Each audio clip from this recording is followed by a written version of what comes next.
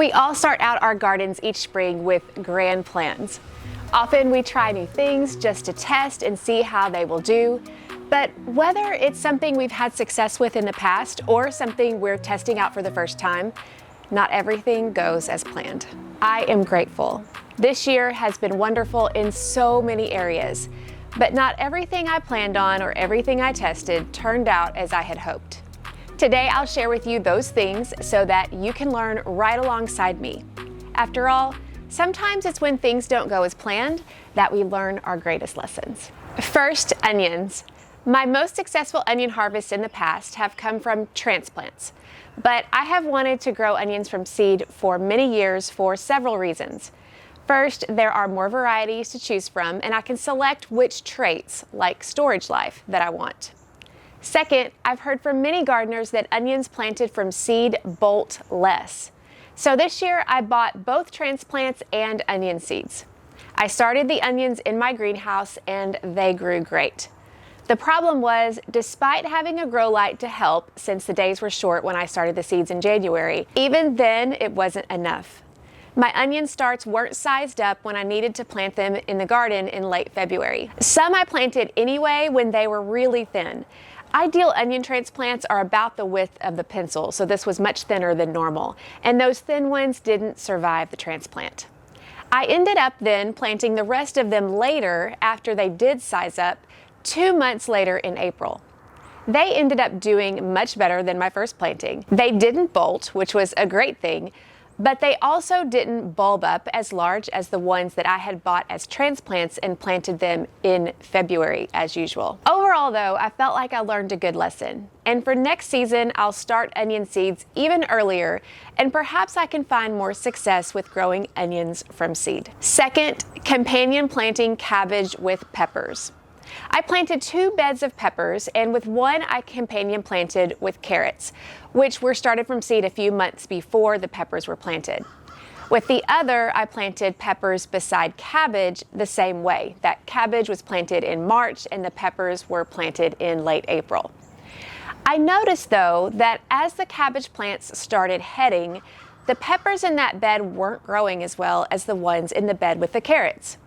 My theory was that the cabbage as a heavy feeder was taking up too much nutrition that the peppers needed. Bed 1, we have peppers interplanted with the carrots. They have a vibrant green color, they're growing. You've even got some good sized peppers on here. And then we move over here and we've got the peppers with cabbage. Now these are the same varieties of peppers, they were planted at the same time, but you can obviously tell a difference in the look of them. This one in particular, the yellowing leaves, significant on that one. And the only difference is the cabbage. Thankfully, the cabbage headed up faster than expected and I harvested them early. When I did that, the peppers started catching up with the other bed. In the future, I'll stick with companion planting peppers with less nitrogen-hungry crops like the carrots or garlic. Both combinations have worked well for me in the past. Third, watermelon. This was a hard one.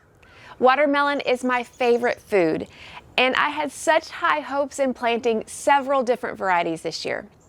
My goal was to plant several varieties that had different days to maturity. That way I could start harvesting the smaller ones early and then harvest the larger ones late and have a season-long harvest of watermelons.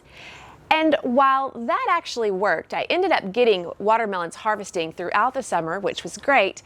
Not everything went as planned. I planted in a birdie's raised bed with full sun, which has worked well for me in the past. The plants grew well and the fruit developed normally. Everything was going as smoothly as I expected.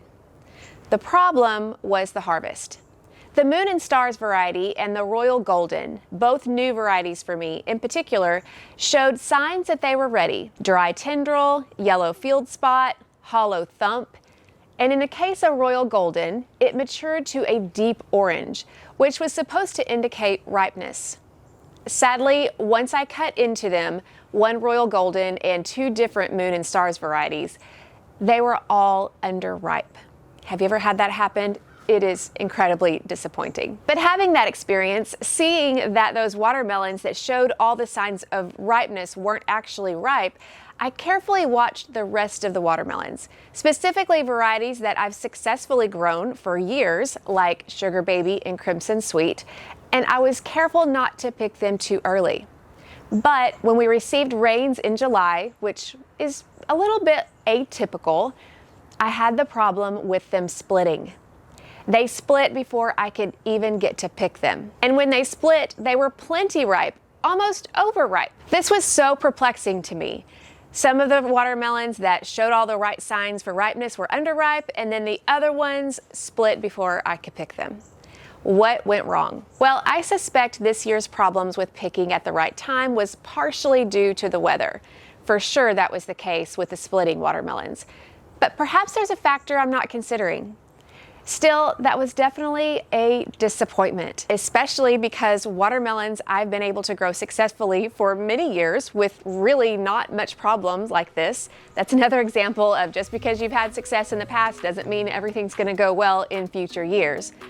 Thankfully, though, not all was lost. I did get several great tasting watermelons because I planted more than I needed, so the season wasn't an entire bust. As we often say, there's always next year. I hope this time of year you're evaluating what didn't go as planned so that you can check and adjust for next season. As you do, I'd love to hear from you. What didn't go as planned for you this year? Comment below and we can all learn from each other.